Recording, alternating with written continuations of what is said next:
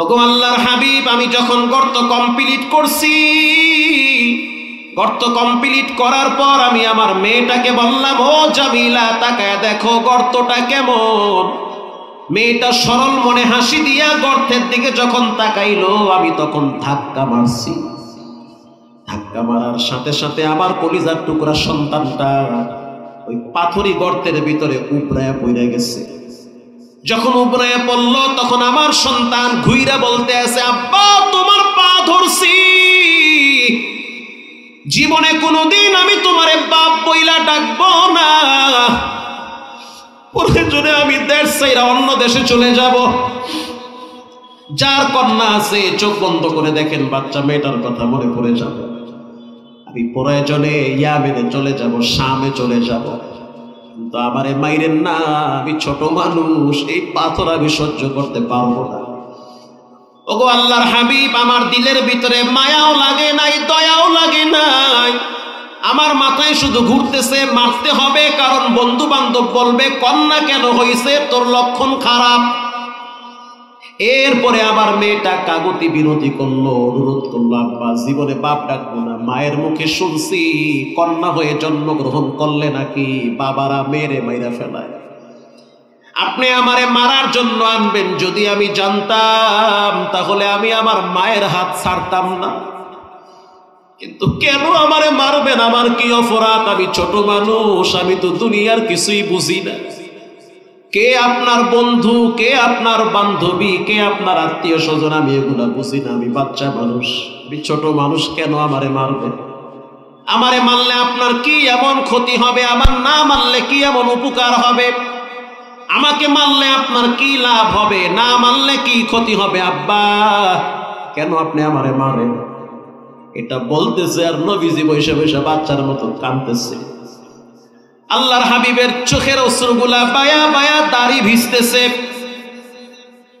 একটু পরে হযরত দাহিয়াতুল কলবি বলে, হুজুর আমি বড় একটা পাথর উঠায় হাতে দিছি, হাতে নেওয়ার পরে আমি আমার জামিলার বুকের উপরে ছাইরা দিছি, যখন ছাইরা দিছি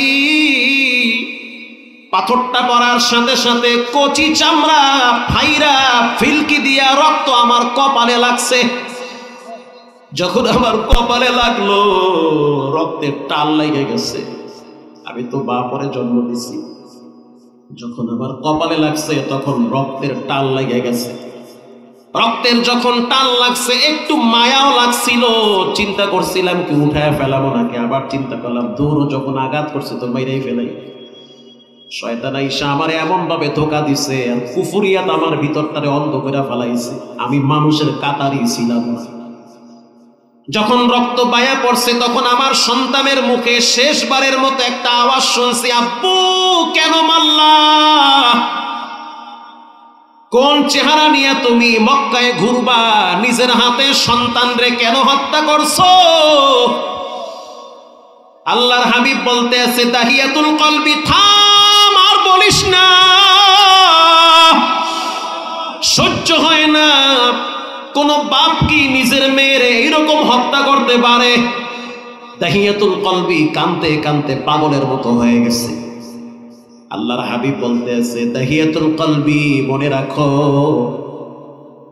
যে সন্তানটারে হত্যা করলা ওইটা কিন্তু তোমারই সন্তান, তোমার রক্তের সন্তান, বাপ কোনোদিন মেয়েরে এরকম মারতে পারে না। দাহিয়াতুল কলবি বলে, হুজুর আমি ওই চিন্তায় ঘুমাইতে পারি না, ওই কান্নার আওয়াজ আমার কানে ভাসে, আল্লাহ কি আমারে মাফ করবে নাকি।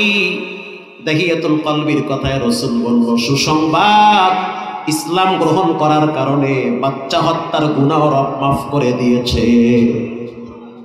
ইমামুল আউয়ালিন আল আখিরিন বাহারে সাদকা রাহমাতাল লিল আলামিন, শতক জুদাস রাহমাতাল লিল আলামিন, মসজিদে উশুদ হামারো এ জমিন। আল্লাহর হাবিব হলেন রহমত, মা বাবার জন্য নবী হইলেন রহমত। আল্লাহ যদি না বলতো যে মা বাবার খেদমত করিও, তা না হলে আমি করতাম না। এত ঠেকা পড়ে নাই যে মা বাবার সাথে ভালো আচরণ করো। রাসূল বলেছেন, যারা মা বাবার সাথে ভালো ব্যবহার করে ওই মা বাবার পায়ের নিচে রব্বুল আলামিন জান্নাতটারে বিছায়া দেয়। জান্নাত খুঁজতে চান, মায়ের পায়ের নিচে খুঁজেন। আল্লাহর হাবিব মা বাবার জন্য কেমন রহমত।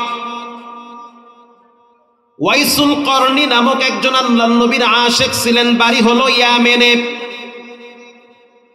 স্বাস্থ্য অনেক ভারী, অনেক লম্বা মানুষ। ইয়ামেন থেকে টের পাইছে যে মদিনায় নবুয়তের সূর্য উদিত হয়েছে। নবীর সাথে আবু বকর মদিনায় আসছে, ওমর মদিনায় আসছে, আলী মদিনায় আসছে, ওসমান মদিনায় আসছে। অতএব আমার মনটা চায় আমি মদিনায় গিয়া রহমাতুল লিল আলামিনকে দেখব। স্বপ্নে একদিন নবীর সাথে সাক্ষাৎ।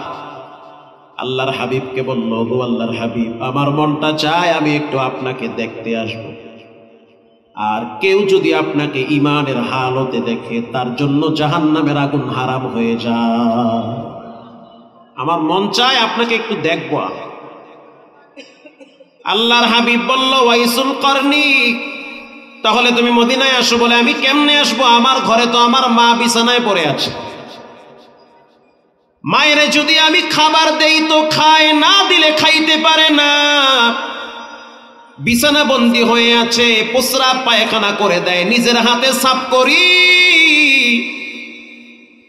আল্লাহর হাবিব বলল, ওয়াইসুল করনি, মদিনায় আসতে হবে না, মায়ের প্রস্রাব পায়খানা খাতা সাফ করো, জান্নাত তোমার জন্য অপেক্ষায় আছে।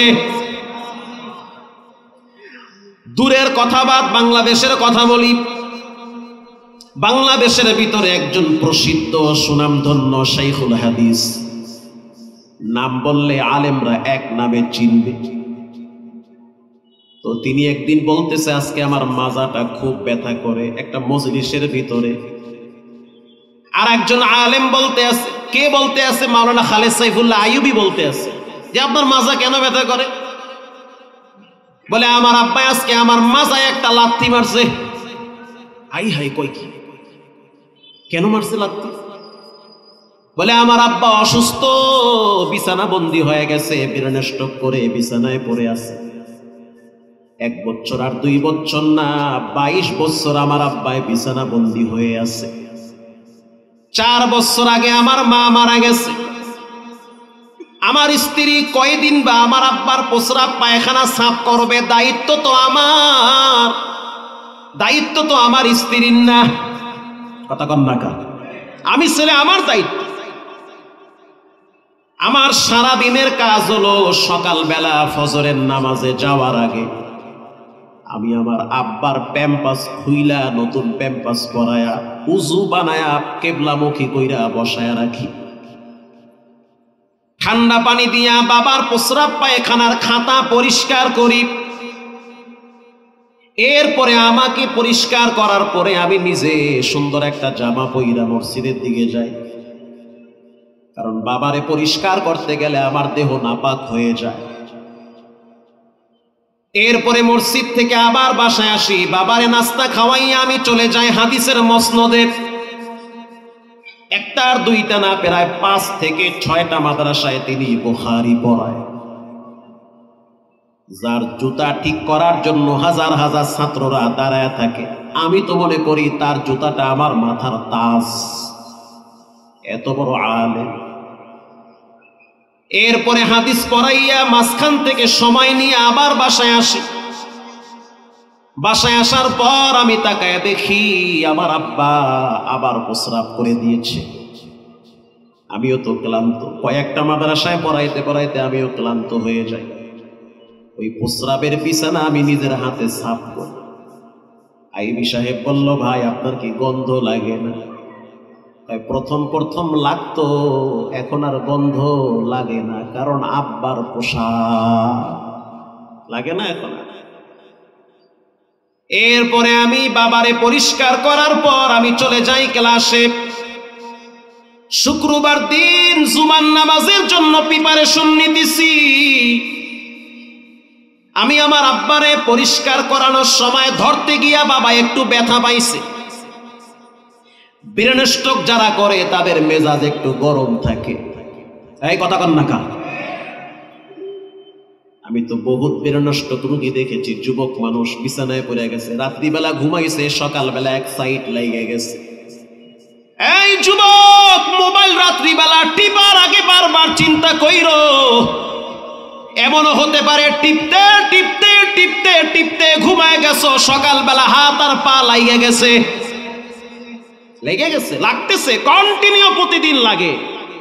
যাও সিআরপি হসপিটাল সাভার, গিয়া দেখো সেনা অফিসার, পুলিশ অফিসার, র্যাবের অফিসার, যুবক মানুষ হিরণ্যষ্টক করে বিছানায় পড়ে আছে, আওয়াজ দিতে পারে না, যেখানে খায় ওখানেই হাগে। বলেন সব ক্ষমতার মালিক কে? আল্লাহরে ডরা। এই হাত লড়াইতেছে আল্লাহর দেওয়া শক্তি। রাতের ঘুমটা যেন অভিশাপ না হয়, যে ল্যাংটা নাচ গান দেখতে দেখতে ঘুমায় গেছে, না এশা না ফজর, হঠাৎ ঘুমের ভিতরে পল্টি গাইয়া নিচে বইরা বেকা হয়ে গেছেন গা, মুখও বেকা, দেহ বেকা।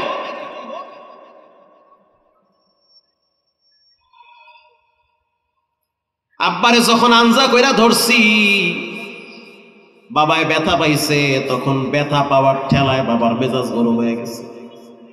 বাবার যেই পাটা সচল আছে ওই পাটা দিয়া বাবায় আমারে কোমর পাশায় একটা লাথি মারছে।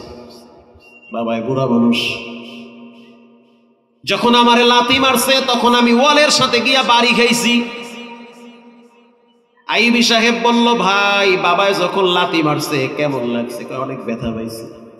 কি করেছেন? রাগ কি ওঠে নাই? না রাগ ওঠে নাই, আব্বাই লাথি মারছে। বুড়া মানুষ, আমি তো হাদিস পড়াই বুঝি, বয়স হয়ে গেলে মানুষের মেজাজ নষ্ট হয়ে যায়। আমি তো হাদিস পড়াই বুঝি, বয়স হয়ে গেলে ওদের মেজাজ ঠিক থাকে না, বাচ্চাদের মতো হয়ে যায়। ওয়াখফিদ লাহুমা জানাহায-যুল্লি মিনার রাহমাহ ওয়াকুর রাব্বিরহামহুমা কামা রাব্বায়ানি সগীরা।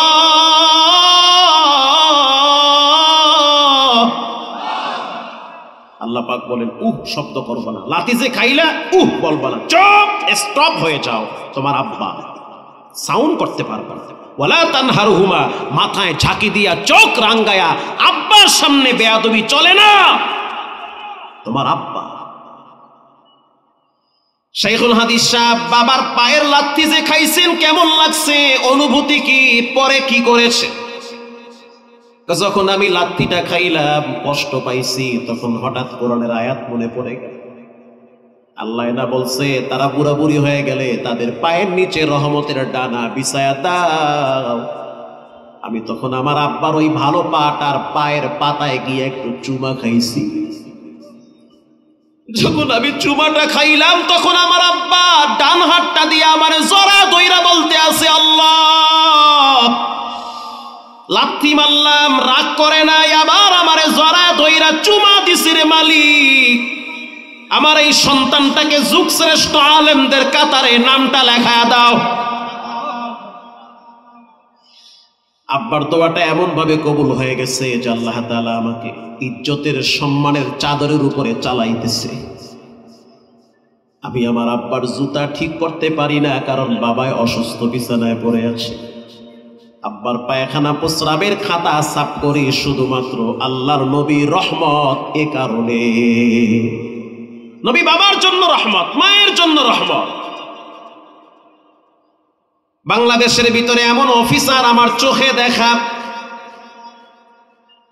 যার সাথে দেখা করতে গেলে 3টা গেট উপেক্ষা করে দেখা করা লাগে।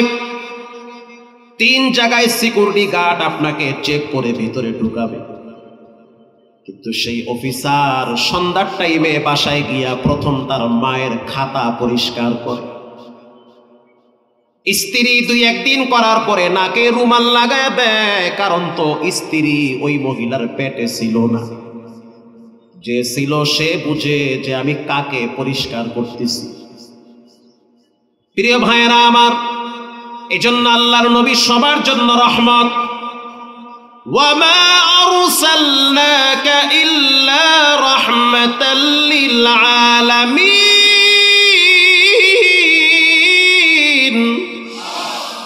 जहाँ तक है रबूबियत खुदा का, वहाँ तक है नबूवत मुस्तफा का।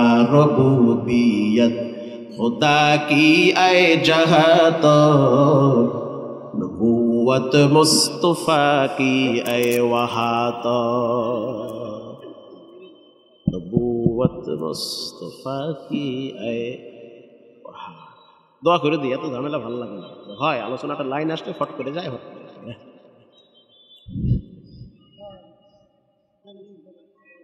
জেনারেটর না কারেন্ট?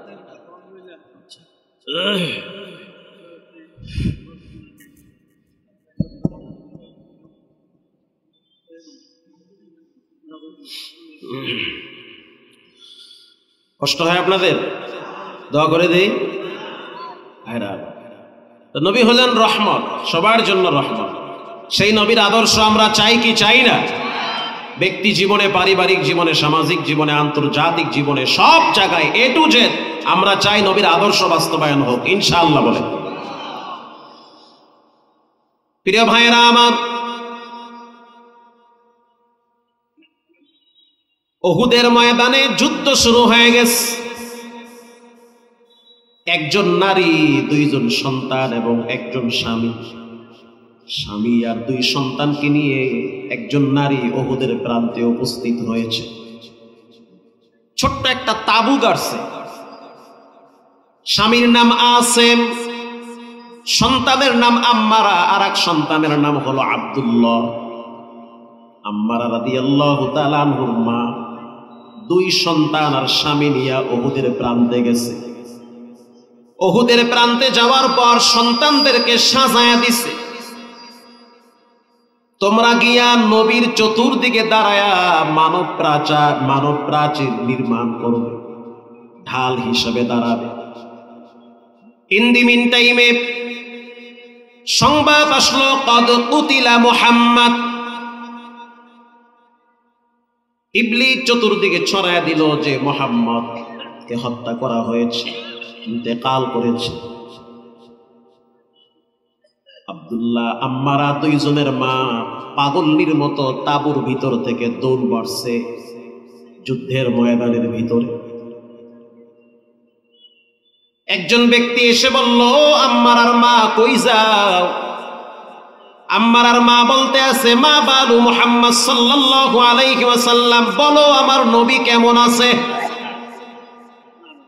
ওই ব্যক্তি বলতেছে, আমি তো জানি নবী কেমন আছে, তা তো জানি না, কিন্তু তোমার আব্বা শহীদ হয়ে গেছে এটা জানি।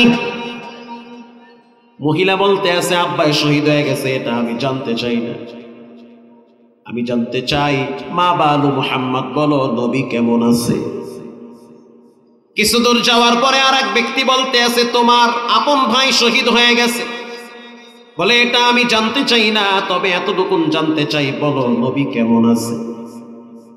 কিছু দূর যাওয়ার পরে দেখলো যে আল্লাহর হাবিব একটা পাথরের উপরে বসা আছে। যখন পাথরের উপরে বসা দেখলো, তখন ওই মহিলা বলতে আছে যে আপনাকে দেখার পরে আমার কষ্ট, দুর্দশা, দুঃখ সব দূর হয়ে গেছে। এবার এই মহিলা দুই সন্তানকে বলল, সন্তান যাও তোমরা নবীর পাশে গিয়ে মানব ঢাল নির্মাণ করো। দুই সন্তান রহমাতুল লিল আলামিনের চতুর্দিকে দাঁড়ায় রয়েছে, তীর মারে হাত দিয়া ফিরায়, ফিরাইতে ফিরাইতে পুরা হাত ঝাঁঝরা হয়ে গেছে, আবার তীর মারে পিঠ দিয়া পাইতে দেয়। এভাবে আম্মারা রাদিয়াল্লাহু তাআলা আনহু দুই হাতে অনেকগুলো তীর নেওয়ার পরে তার হাত দুইটা অচল হয়ে গেছে। তাঁবুর ভিতরে যাওয়ার পরে বলতে আছে, আম্মা জান হাতের শক্তি নাই, হাত দিয়া ফিরাইতে ফিরাইতে আমার হাত দুর্বল হয়ে গেছে। মহিলা বলতে আছে, ও সন্তান, হাত দিয়া রক্ত পড়তে আছে, কষ্ট নিবা না, নবীর জন্য যদি কল্লাও দেওয়া লাগে এটাও হলো নেয়ামত। সন্তানরে ব্যান্ডেজ করে দিল, যাও রাহমাতুল লিল আলামিনের পাশে গিয়া দাঁড়াও, এরপরে তীর মারলে তোমার বুকটা পাইতা দিবা। মা তার সন্তানরে সাজায় দেয়। আব্দুল্লাহ রাদিয়াল্লাহু তাআলা আনহু তিনিও আহত অবস্থায় রুমে চলে আসছে, আর বলতে আছে, মা এক বেঈমান নবীকে মারার জন্য তরবারি নিয়ে ফিক্কা মারছে, আর ওই তরবারি আমি ফিরাইতে গিয়া দেখেন আমার বাহুর থেকে হাতটা আলাদা হয়ে গেছে, হাতটা ঝুলতেছে। মা চিন্তায় পড়ে গেল, কি করা যায়। সন্তান বলে, অপেক্ষায় থাকেন, আমি টান দিয়ে হাতটা ছুটায় ফেলাই। টান মাইরা বাম হাতটারে একদিক থেকে ছুটায়া ডিসকানেক্ট করে ফেলেছে। এবার মাকে বলতে আছে, খেজুর গাছের পাতাটা গরম কইরা আমার এখানে লাগায় দাও, ব্যথা দূর হয়ে যাবে। এরপরে মা বলতে আছে, কি নাম, কে নবীর দিকে তরবারি মারছে? তার নাম হইল লুবাবা। কোথায় তিনি? বলে, ওই যে দেখেন লোহার পোশাক পরে দাঁড়ায় রয়েছে, মাথায় ক্যাপ দেওয়া। মহিলা মানুষ রুমের ভিতর থেকে একটা তরবারি হাতে নিয়েছে। আল্লাহু আকবার বলেন। তরবারি হাতে নিয়ে সোজা দৌড় মারছে ওই বেঈমানের দিকে, লুবাবার দিকে। যখন কাছাকাছি গেল, লুবাবা প্রথম আঘাত করেছে এই নারীর দিকে। আঘাতটা করার সাথে সাথে নারী সরে গিয়েছে, আঘাত পাথরের উপরে পইরা পাথর দ্বিখণ্ডিত হয়ে গেছে। এবার এই মহিলা আল্লাহর নাম নিয়ে বিসমিল্লাহ বইলা যখন আঘাত করেছে, লুবাবার পাটা আলাদা হয়ে গেছে। লুবাবা আরেক পা দিয়া ছেঁচড়াইতে ছেঁচড়াইতে পাহাড়ের পাদদেশে চলে গেছে। এরপরে আল্লাহর হাবিব এই দৃশ্য দূর থেকে দেখে ফেলেছে। দূর থেকে দেখার পরে বলতে আছে, রব্বুল আলামিন, জান্নাতের ভিতরে উম্মে আম্মার আর পুরা পরিবারটা আমার সাথে থাকার মতো সুযোগ করে দাও। আল্লাহুম্মা জাআলহুম রুফাকাই ফিল জান্নাহ। ও মালিক, যারা নবীর মোহাব্বত প্রকাশ করতে গিয়া যুদ্ধের ময়দানে ঝাঁপিয়ে পড়েছে, এই পুরা পরিবারটারে আমি মুহাম্মাদের সাথে জান্নাতে থাকার মতো সুযোগ করে দাও। একে বলা হয় নবীর প্রেম, নবীর ভালোবাসা। আর বর্তমান আশেক রাসূলদের অবস্থা কেমন রে ভাই, কষ্ট লাগে। নেতার বিরুদ্ধে কিছু বললে মাথা গরম হয়, নেত্রীর ব্যাপারে কিছু বললে লাঠির মিছিল নিয়ে নামে। আর চোখের সামনে যখন নবীকে গালি দেওয়া হয়, তখন মুসলমানের রক্তে আগুন ধরে না। আসতে বলবেন না, জোরে বলেন, ঠিক না ব্যাঠি? অথচ স্পষ্ট ঘোষণা, আইনামা সুকিফু উখিযু ওয়া কুতিলু তাকতিলা। কেউ যদি নবীরে গালি দেয়, আল্লাহরে গালি দেয়, প্রকাশ্যে তার কল্লা উড়া দাও। এটা শরীয়তের বিধান। কেউ যদি রাসূলরে গালি দেয়, তারে সুমা দিও না, তাকে সেভ করার চেষ্টা করো না। তার শাস্তি হলো জনসম্মুখে তার মাথাটা গর্দান থেকে আলাদা করে দিতে হবে। এটাই হলো নবীর দুশমনের শাস্তি। আল্লাহু আকবার বলেন। প্রিয় ভাইয়েরা আমার, কাব ইবনে আশরাফ মক্কার একজন পণ্ডিত ছিলেন। নবীর আশিক কাকে বলে, নবীর প্রেম কাকে বলে?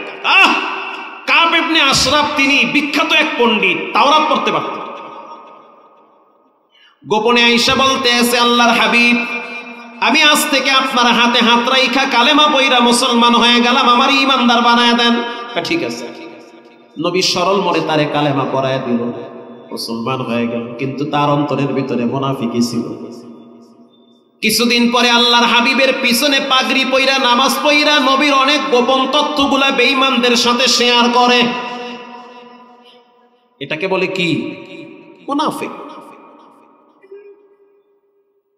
অথচ কাব ইবনে আশরাফকে রাহমাতুল লিল আলামিন সম্মান করেছে। তুমি না একজন তাওরাতের আলেম, আজ থেকে যাও, তোমাকে আমি কাতেবে ওহী বানায় দিলাম। আমার উপরে যা নাজিল হবে আমি বলবো, তুমি লিখবে। সুবহানাল্লাহ বলে। তুমি শিক্ষিত মানুষ, সম্মানী মানুষ, যাও, আমি নবী তোমার সম্মান দিলাম, তুমি আজ থেকে লিখবে। কারণ তুমি শিক্ষিত মানুষ, ইসলাম গ্রহণ করেছো, তোমার মর্যাদা ঠিক থাকবে। কিন্তু সে নিজের মর্যাদা ধরে রাখতে পারে নাই। কাব ইবনে আশরাফ গোপনে গোপনে নবীর সাথে অনেক দুশমনি শুরু করলো। ঘটনাক্রমে রব্বুল আলামিন তার হাবিবকে জানায় দিল, কাব ইবনে সাবধান, কাব ইবনে আশরাফের ব্যাপারে আপনি সাবধান হন, সতর্ক হন, ও কিন্তু মুনাফিক।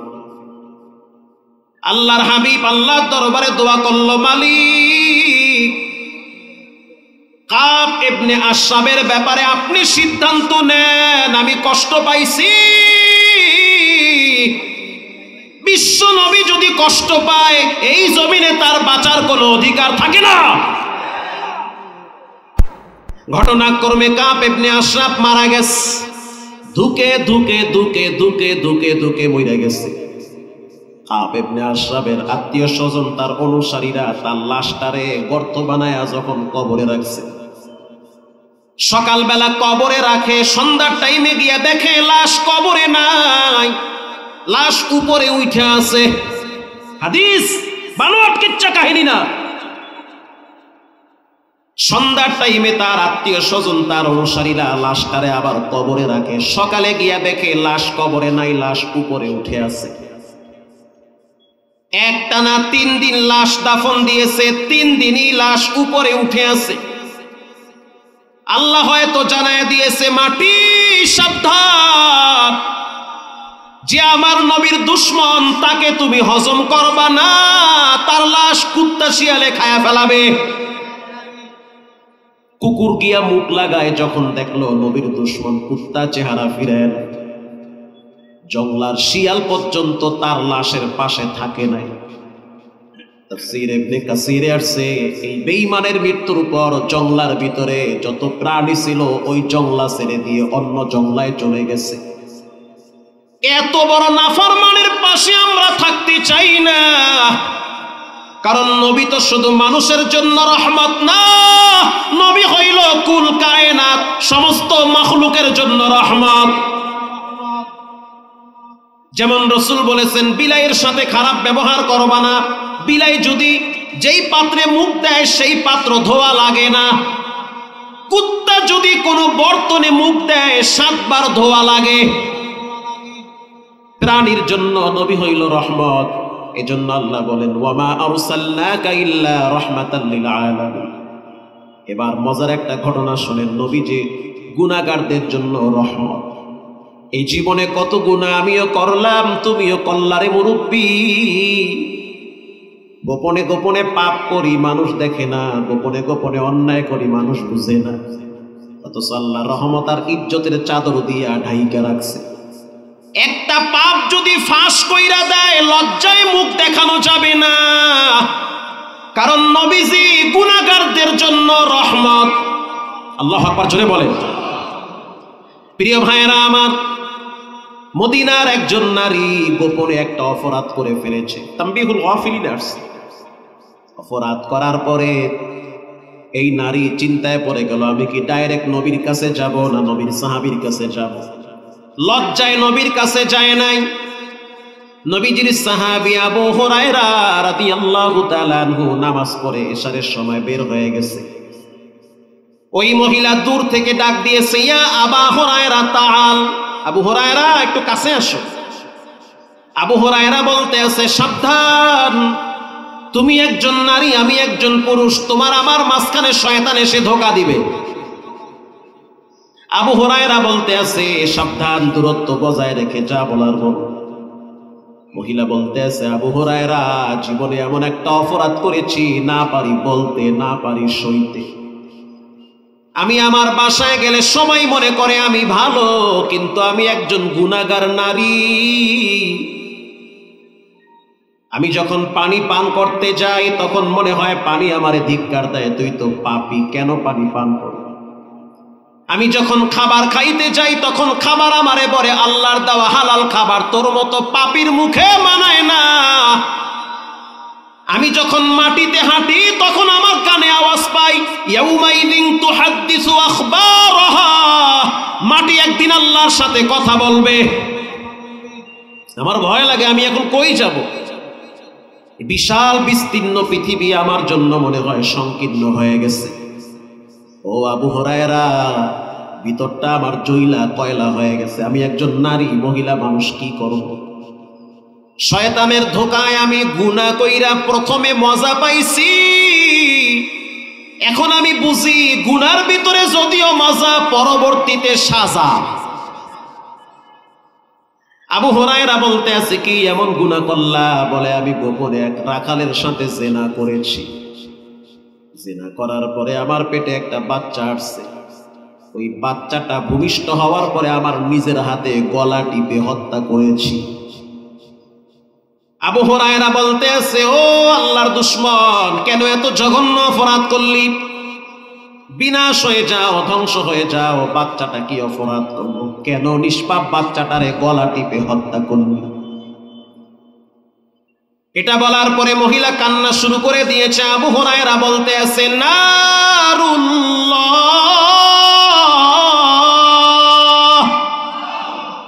আল্লাহর আগুন, মারাত্মক আগুন। আল্লাহর আগুন সম্পর্কে জানো?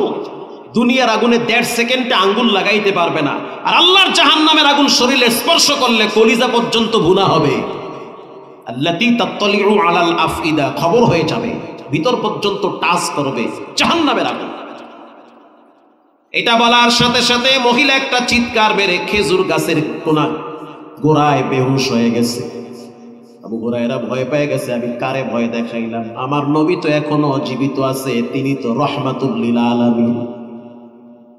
ও পর্দার ভিতরের মা বোনেরা শুনে নেন, এই সমাজে অনেক ক্ষেত্রে দেখা যায় মাও পাপ করে, মেয়েও পাপ করে। মায়ের পরকীয়ার খবর মেয়ে জানে, মেয়ের পরকীয়ার খবর মা জানে, মাঝখান থেকে বাচ্চাগুলা জবাই হয়। আসতে বলবেন না, জোরে বলেন, ঠিক না ঠিক? অনেক পুরুষের জীবন তেজপাতা হয়, অথবা অনেক নারীর জীবন তেজপাতা হয়ে যায়। আধুনিক আর প্রযুক্তির যুগে দিন দিন আমাদের ঘরগুলা জাহান্নাম হয়ে যাচ্ছে। সুযোগ একটা আছে, রাস্তা একটা খোলা আছে। আত্তাইবু মিনাজ যামবি কামাল্লা যামবালা, তওবার দরওয়াজা খোলা। সবাই তাড়ায়া দিল, রব তোমারে তাড়ায়া দিবে না। আবু হুরায়রা বলতে আছে, চিন্তায় পড়ে গেলাম, আমি কি করব? দৌড়ে গেছি নবীর কাছে এশারের নামাজের পর। গিয়া বললাম, আল্লাহর হাবিব, এই ঘটনা, জিনা করেছে, বাচ্চা হয়েছে, গলা টিপে হত্যা করছে। রাসূল বলল, আবু হুরায়রা, তুমি মহিলাটারে কি বলছো? আমি বলছি তুমি ধ্বংস হয়ে যাও। এই কথা তুমি বলেছ? বলে হ্যাঁ। আল্লাহর রাসূল বলতে আছে, ও আবু হুরায়রা, আল্লাহর দয়া মায়া সম্পর্কে তোমারও ধারণা নাই। এটা বলার পরে আল্লাহর হাবিব কোরআনের একটা আয়াত তেলাওয়াত করলেন, ইল্লা মান তাবা ওয়া আমানা ওয়া আমিলা আমালান সালিহান ফাউলাইকা ইউবাদদিলুল্লাহু সাইয়্যাতিহিম হাসানাত।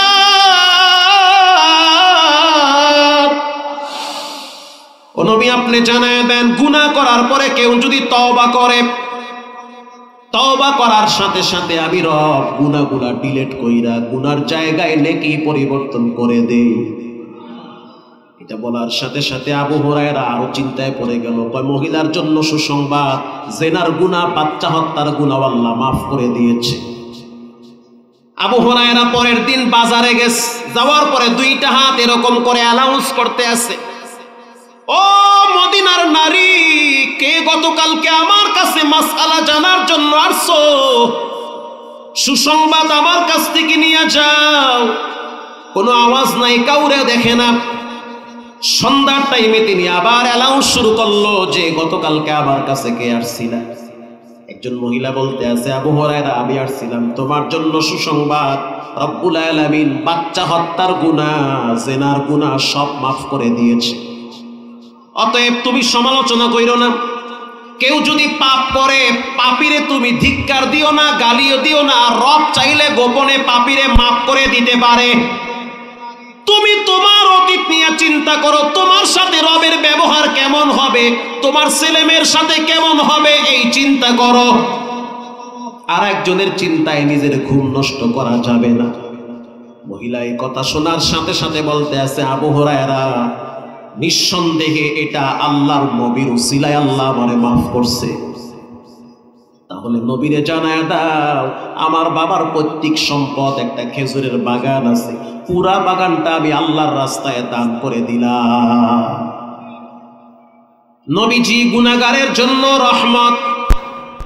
ওয়া মা আরসালনাকা ইল্লা রাহমাতাল লিল আলামিন।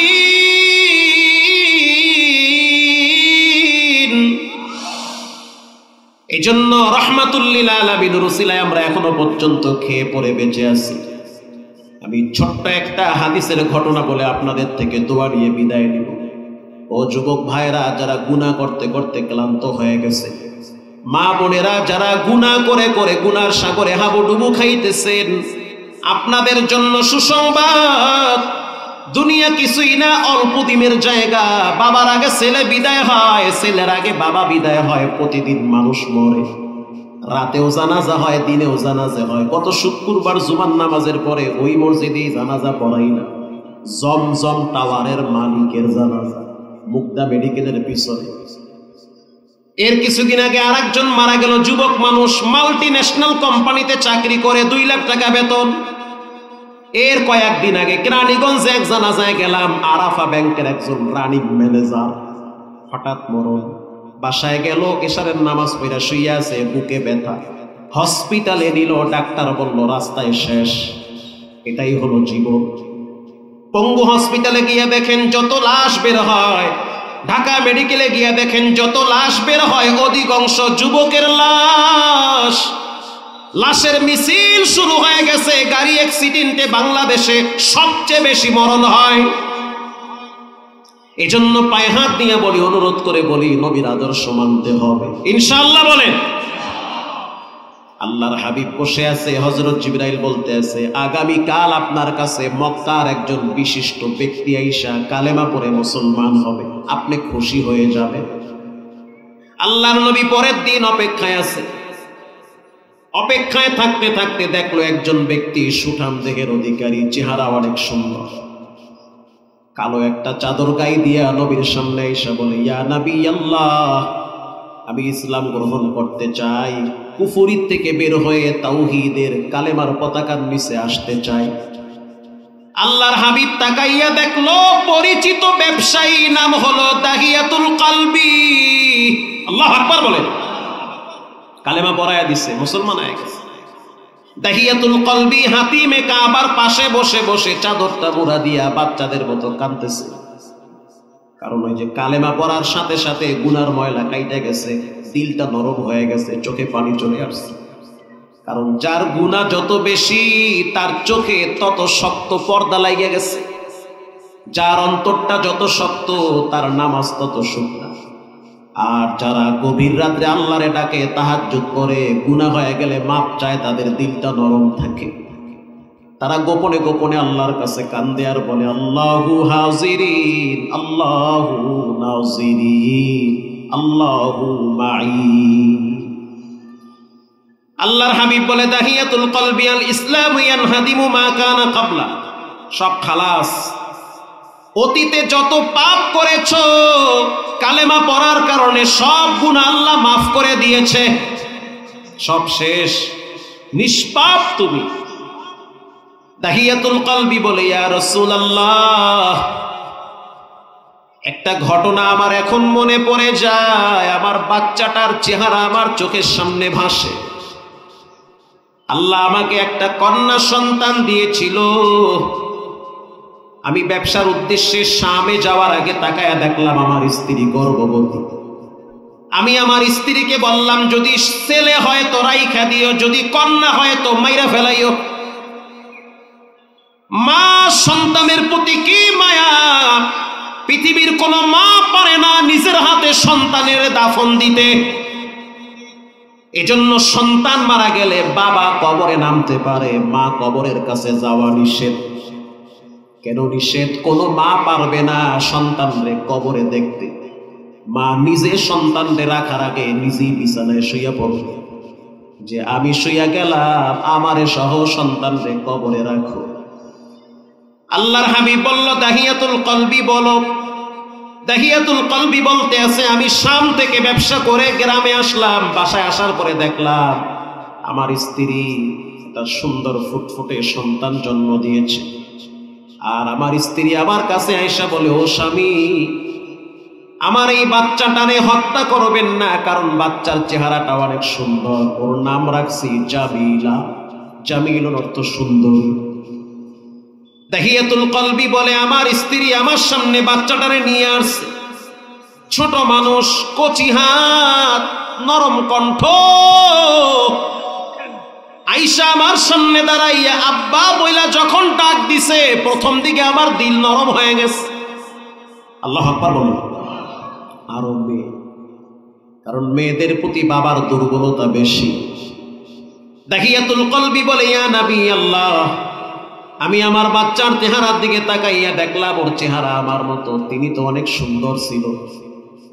এরপরে আমি চিন্তা করলাম, মক্কার বন্ধু বান্ধব যদি জানে আমার কন্যা হবে তো আমাকে লজ্জা দিবে, এজন্য আমি সিদ্ধান্ত নিছি যত কষ্ট হোক বাচ্চারে হত্যা করাইলাম। আমি আমার স্ত্রীকে বললাম, সাজায়া দাও, আমি আমার বন্ধুর বাড়িতে বেড়াইতে নিয়ে যাব। আমার স্ত্রী মনে করলো হয়তো বাচ্চার প্রতি বাবার ভালোবাসা, আন্তরিকতা, দরদ পেয়েছে, এজন্য আমি আমার সন্তানটারে সুন্দর করে সাজায়া দিলাম। আমার বাচ্চা মেয়েটা আমার আঙ্গুলির কিনারা ধইরা রাস্তা দিয়ে হাঁটে। কিছু দূর যাওয়ার পরে আমি যখন মেইন রাস্তা থেকে লোকাল রোডে নামলাম, তখন আমার সন্তান বলে, আব্বা আপনি তো মেইন রাস্তা দিয়ে নিয়ে যাবেন, এই জঙ্গলার ভিতরে মরুভূমিতে কেন নিয়ে আসেন? ওগো আল্লাহর হাবিব, আমি একটা কথা বলি নাই, চুপ ছিলাম। কিছুক্ষণ পর যখন আমি জঙ্গলার মাঝখানে মরুভূমিতে গেলাম, তখন আমার সন্তান আমারে বলে, বাবা আপনার বাম হাতের ভিতরে কি ওটা? বাম হাতে একটা বস্তা ছিল, ভিতরে তাও খুলতি ছিল মাটি খোঁড়ার জন্য। এরপরে আমি আমার সন্তানটাকে বললাম, দাঁড়ায় থাকো, কথা বলবা না, যা করি দেখতে থাকো, আওয়াজ করবা না। বাচ্চা মানুষ তো মনে করছে আমি আমার বাবার কাছে সবচেয়ে বেশি নিরাপদ। আমার আব্বা, আমার কলিজার টুকরা বাবা। বাপ নিজে মরতে চায়, সন্তানরে মারতে চায় না। বৃষ্টির দিন এই রোড দিয়া মোটর সাইকেলে বাচ্চারে বাবায় হুন্ডার পিছনে বসাইয়া বাবার জামাটা বাচ্চার মাথায় দিয়া বাবা ভিজতে থাকে। কথা কন না কান? রিক্সাওয়ালার সন্তান রিক্সা নিয়ে সন্তানরে নিয়ে স্কুলে যায়। কিছু দূর যাওয়ার পর বৃষ্টি শুরু হয়ে গেছে। রিক্সাওয়ালা নিজের জামাটা খুইলা সন্তানের মাথায় দেয়, বৃষ্টির পানি যেন আমার মাথায় পড়ে, সন্তানের যেন ঠান্ডা না লাগে। একে বলে বাপ, একে বলে আব্বা। আর সাধারণত বাবারা মেয়েদের প্রতি বেশি দুর্বল হয়, মেয়েরা সাধারণত বাবার প্রতি বেশি দুর্বল হয়। এই পঞ্চগড়ে যত মানুষ মারা গেছে খবর নিয়ে দেখেন, বাবার মৃত্যুর পর ছেলেরা কান্দে না, মেয়েরা বেশি কান্দে। বাবার মৃত্যুর পরে সন্তানরা সম্পদ নিয়ে মারামারি করে, আর মেয়েরা গোপনে গোপনে বাবার জন্য দোয়া করে। দাহিয়াতুল কলবি বলে, হুজুর আমার বাচ্চাটা দাঁড়ায় রয়েছে, বাচ্চার সামনে আমি গর্ত খুঁড়তেছি, কবর বানাইতেছি। আমি যখন কোদাল দিয়া কোপ মারছি, মারতে গিয়ে আমার শরীর থেকে ঘাম বাইর হয়ে পড়ছি, আর আমার সন্তান নিজের হাত দিয়ে আমার ঘাম মুছায়া দেয়। বাবার কষ্ট হয় এজন্য ঘাম মুছায়া দেয়। ওগো আল্লাহর হাবিব, যখন আমি কোদাল দিয়ে আবার কোপ মারছি, ধুলাগুলা আবার দাড়ির ভিতরে ঢুকে গেছে। তখন আমি আমার বাচ্চারে দেখলাম তার কচি হাত দিয়া দাড়িতে লাড়া দিয়া ধুলাগুলা ফালায়া দিতেছে। বাচ্চা বুঝতেছে না যে আমার আব্বা আমারে মারার জন্য গর্ত বানাইতেছে। ওগো আল্লাহর হাবিব, আমি যখন গর্ত কমপ্লিট করছি, গর্ত কমপ্লিট করার পর আমি আমার মেয়েটাকে বললাম, ও জামিলা তাকায় দেখো গর্তটা কেমন।